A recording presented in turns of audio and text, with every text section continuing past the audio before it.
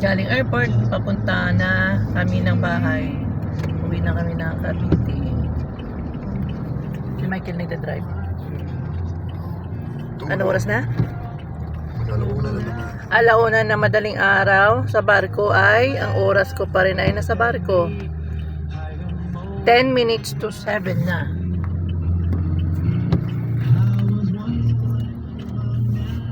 Grabe.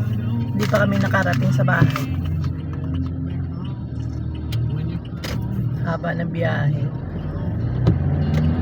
Alauna na, dami pa rin sasakyan, no? Tignan mo.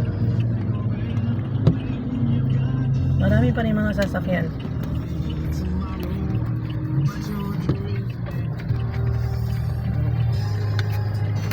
Tapos, nag-Jollibee kami.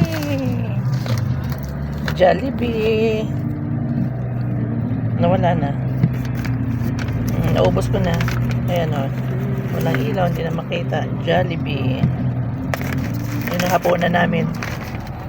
Makarating kami ng bahay. Ano oras ay makarating ng bahay? Alas 2. Tapos umuulan pa rito.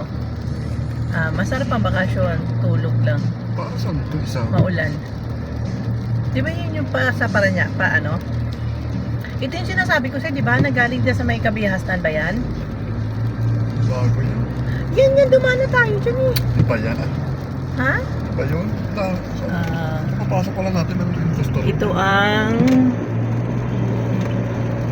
Pitex. Grabe, lakas ng ulan, no? Guys, ang lakas ng ulan.